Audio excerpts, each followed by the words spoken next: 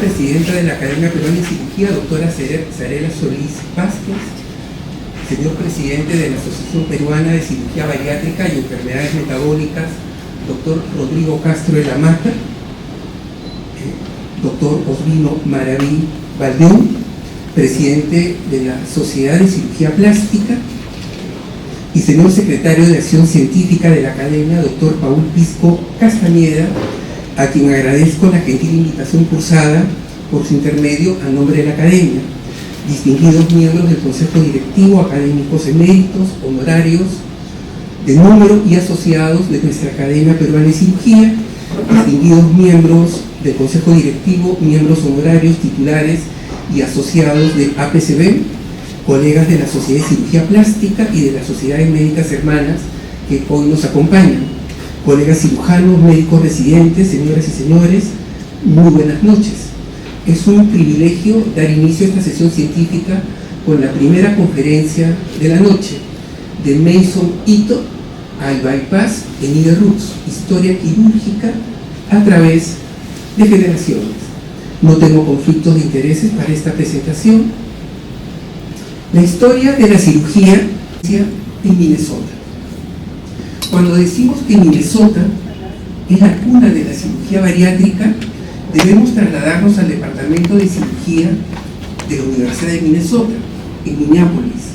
Allí, en los años 50, nace una idea que cambia la historia: tratar la obesidad mórbida no extirpando órganos, sino redireccionando el tránsito intestinal mediante bypass. Esta es la llamada era intestinal, porque se apoya en un principio fisiológico. El intestino corto producía pérdida ponderal masiva. Minnesota plantea entonces: ¿podemos controlar ese hallazgo clínico con una malabsorción inducida quirúrgicamente y mantener la reversibilidad como condición de seguridad? En 1953, Richard Barco, de la Universidad de Minnesota, realiza el primer procedimiento bariátrico no resectivo de la historia, un bypass de la mayor parte del intestino delgado en un paciente con obesidad mórbida. Realiza una ileostomía terminal y un drenaje de gasa excluida en el ciego, una ileocecostomía, para dar salida a las secreciones y evitar que este segmento quede cerrado o distendido. Barco nunca llegó a publicar este caso. Una anécdota histórica: el hito nació en el quirófano antes que en el papel. En 1954, en la Universidad de Minnesota, Arnold Kremen y colaboradores publican un estudio experimental en perros, basado en un modelo de exclusión intestinal que marcaría el nacimiento del concepto malabsortivo. Demuestran que excluir el intestino distal o ilion produce esteatorrea marcada y pérdida de peso, mientras que excluir el intestino proximal tendría menos impacto nutricional. Al final del artículo se describe un caso de obesidad que había sido tratado de esta manera y se publicaría después. Este es el primer reporte publicado de la literatura médica de un bypass yeyuno ileal, operación muy potente para la pérdida de peso, pero que luego aprenderíamos que a largo plazo tendría un costo metabólico y hepático inaceptable. En 1963, Penn y su compañero de Wint publican un programa clínico prospectivo con 10 mujeres con obesidad mórbida desde 1956. La técnica estaba pensada en dos tiempos. El primer tiempo, un shunt yeyuno cónico planificado, seccionando el yeyuno a 38 centímetros del ángulo de Treitz y anastomosándolo al colon transverso, bypaseando casi la mitad del intestino. El segundo tiempo era una cirugía de ajuste para restituir total o parcialmente la continuidad intestinal cuando se alcanza el peso ideal o antes, si las complicaciones así lo imponían. El primer tiempo se asoció a una pérdida importante de peso, pero con diarrea severa, alteraciones metabólicas y empeoramiento de la esteatosis hepática. Cuando se restauró la continuidad intestinal o se atenuaba con una reconstrucción yeyunilial, la mayoría de los pacientes recuperaban el peso libra por libra. La lección demoledora era histórica. El plan de 2 tiempos asumía que una vez que se alcanzaba el peso ideal, el paciente lo mantendría una vez revertido el procedimiento. Pero Payne demostró que la obesidad mórbida se comportaba como enfermedad crónica, y si quitas el mecanismo fisiológico que la contiene, la recaída es la regla.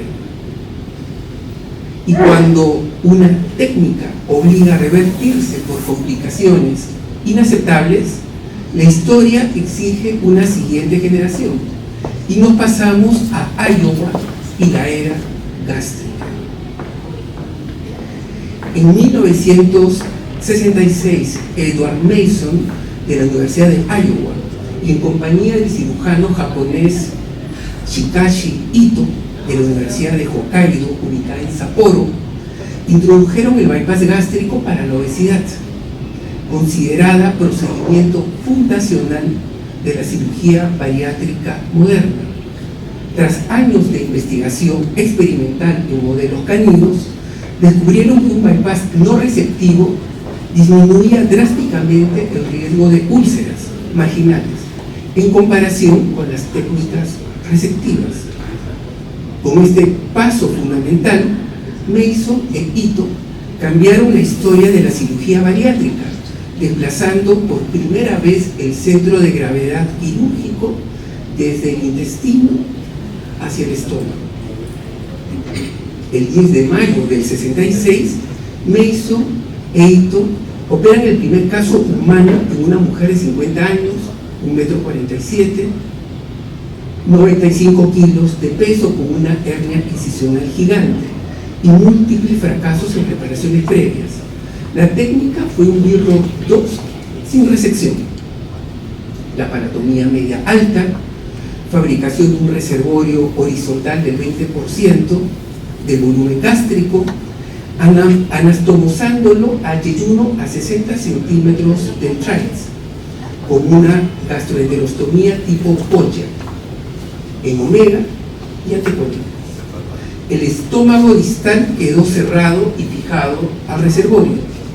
La evolución clínica definió el mecanismo. A los 2 meses, la paciente reportaba saciedad temprana e intolerancia a los dulces, si los comía excesivamente.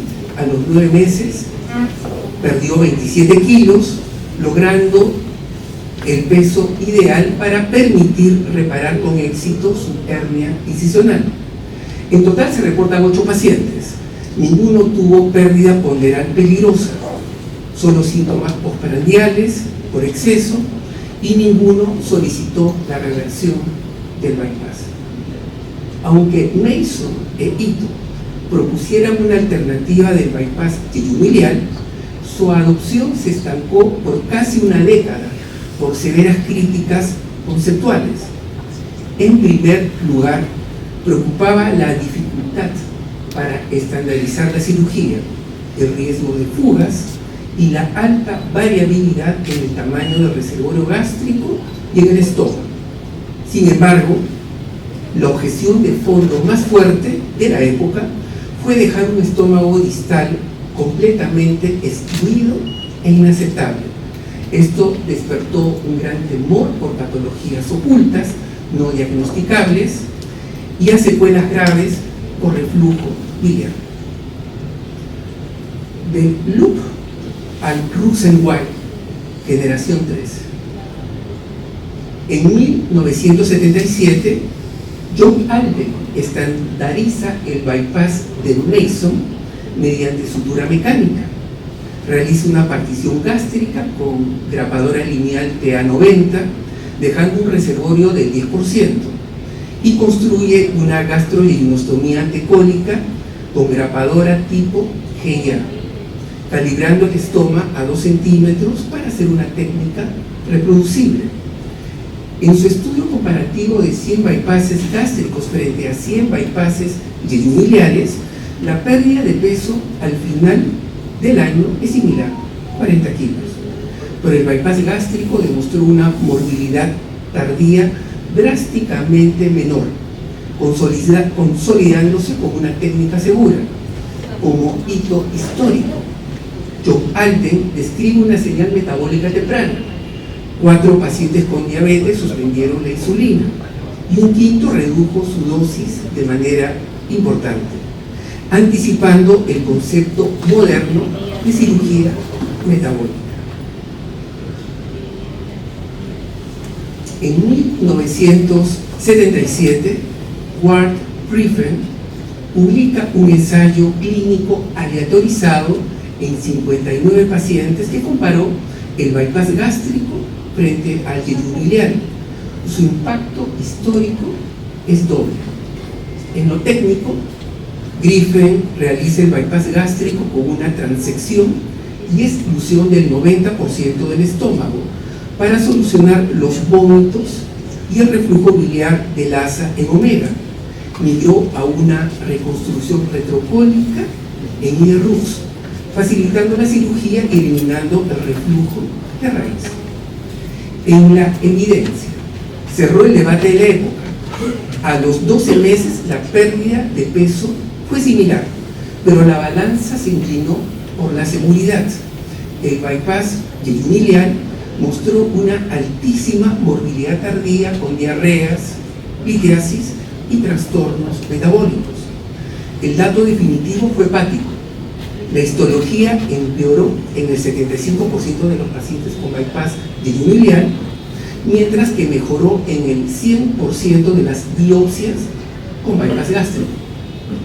A partir de este hito, la IDERRUX se consagra como la arquitectura definitiva para hacer el bypass gástrico como una técnica segura, durable y reproducible. Pasamos a la generación 4, la era del estándar técnico. Aquí el reto ya no era inventar el bypass gástrico, sino estandarizarlo. En 1983, José Torres revolucionó la ingeniería del bypass con un cambio decisivo: mover el reservorio gástrico hacia la curvatura menor. Su técnica consistió en una partición gástrica vertical, sin transección, usando una grapadora TR55 desde el ángulo de His, creando un reservorio pequeño de unos 25 a 35 mililitros y reforzándola con sutura. Estandarizó la reconstrucción mecánica empleando la grapadora circular EEA21 para la anastomosis gastroyeyunal, calibrando mecánicamente el estoma a 10 milímetros para regular el vaciamiento y estandarizar la enterostomía. Validó esta técnica en 300 pacientes consecutivos, logrando una pérdida de peso promedio de 48 kilos al año y una mortalidad apenas del 0.6%. El mensaje histórico: Torres no cambió el concepto de Griffin, sino su reproducibilidad, al introducir la grapadora circular y llevar el pouch gástrico a la curvatura menor. En 1992, Robert Brolin publica un RCT que define la era del estándar técnico al modular por primera vez el bypass gástrico según el perfil del paciente. Brolin aleatorizó a 45 pacientes con superobesidad a 2 configuraciones de asa alimentaria, 75 centímetros frente a una asa larga de 150 centímetros. Mantuvo el resto constante, un reservorio de 20 mililitros y una anastomosis calibrada mecánicamente a 11.4 milímetros. A los 24 meses, el grupo de asa larga logra un 64% de exceso de peso perdido frente al 50% de las acorta, con diferencia estadísticamente importante. Brolin demostró que se puede aumentar la potencia metabólica sin causar diarrea, deficiencia proteica ni difusión hepática. La era laparoscópica de Roux-en-Y Gastric Bypass generación 5. En 1994, Witt, Robb y Clark, su compañero, marcan el cambio de la era, el bypass gástrico a la era laparoscópica, bajo una premisa firme: la cirugía no debe perder potencia por ganar acceso. El bypass gástrico laparoscópico debería ser idéntico al abierto. El gran cuello de botella era confeccionar una gastrodiagnostomía confiable por trócales. Ellos resolvieron este desafío con una pieza tecnológica clave: una grapadora circular endoscópica STILT 21 o de 21 milímetros, logrando una anastomosis mecánica consistente y segura. Describen una transición gástrica completa con cortadora lineal, con un primer disparo horizontal y luego un disparo vertical dirigido hacia el ángulo de His para crear un pouch pequeño, completando la reconstrucción del Roux con sutura mecánica. En sus primeros 5 casos demostraron viabilidad absoluta, 0 complicaciones y un hito importante para la época: el alta hospitalaria al segundo día del postoperatorio. Para refinar la seguridad técnica, en 1995 Robert Brolin describió el punto antiobstrucción, una sutura única que ancla el asa de Roux al monograpado del asa pilopancreática, justo al lado de la yeyuno-yeyunostomía. La meta era simple: estabilizar la geometría de la unión para evitar angulaciones, kinking o torsiones, eliminando así la obstrucción mecánica intestinal temprana. Esta visión preventiva sobre la estabilidad de las asas y el cierre de los defectos mesentéricos, nacidas en los 90, recibió décadas después el máximo respaldo de evidencia científica en el ensayo clínico aleatorizado publicado en The Lancet en el 2016. En el bypass gástrico, el cierre sistemático de los defectos mesentéricos, tanto el Petersen como el defecto de la yeyuno-anastomosis, es una regla técnica obligatoria. En el RCT publicado en The Lancet en el 2016, demostró que si se usa una sutura continua no absorbible, se reducen las reoperaciones por obstrucción intestinal a los 3 años. El seguimiento del mismo ensayo a los 10 años, publicado en JAMA 2023, confirmó que no solo persiste el beneficio, sino que el riesgo de obstrucción intestinal se reduce a la mitad, 15% si no se cierran los defectos, frente a un 7.8% en el grupo con cierre de los defectos. En relación al tamaño del pouch, el registro sueco, con más de 14.000 pacientes, concluye que el riesgo de la úlcera marginal sube 14% por cada centímetro de grapa en la confección de la longitud de la bolsa gástrica. Las guías del ASMBS refieren que se debe realizar un reservorio gástrico menor de 40 mililitros y da una línea roja: no se recomienda un reservorio gástrico de más de 15 centímetros por el riesgo de úlcera marginal. Y esto ha sido replicado por otro RCT en The Lancet 2025. No debe haber fondo gástrico en el pouch. En relación al diámetro de la anastomosis gastroyeyunal, la ASMBS recomienda como target un diámetro de 25 milímetros como el punto de equilibrio, buscando un vaciamiento gástrico adecuado con el menor riesgo de estenosis. Por otro lado, el grupo de Armino Ramos y Caetano Marquesini, que en conjunto tienen una experiencia de más de 20.000 bypasses, compararon prospectivamente una anastomosis de 15 milímetros frente a otra de 45 milímetros. Su estudio demostró que el diámetro de 15 milímetros logra una reducción del índice de masa corporal significativamente mayor entre los meses 18 y 24, registrando apenas una estenosis que se resolvió con una sola sesión de dilatación. Para estandarizar la longitud de las asas intestinales, la evidencia científica y las guías internacionales definen márgenes de seguridad muy estrictos. Tanto el RCT escandinavo, publicado en JAMA 2024, como el RCT británico, publicado en The Lancet 2025, validan un asa de Rux entre 100 a 150 centímetros y un asa pilopancreática de 50 a 75 centímetros.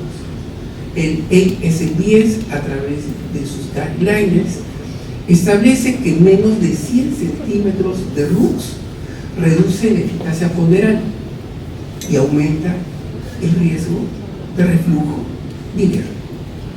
Alargar un asa pilopancreática hasta los 2 metros mejora el control de la diabetes, sin diferencia estadística, pero eleva drásticamente el riesgo de desnutrición.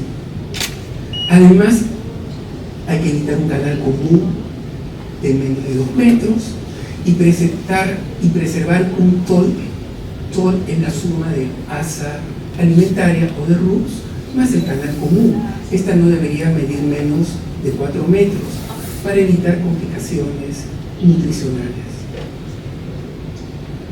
Nace la era metabólica más fácil de enseñar.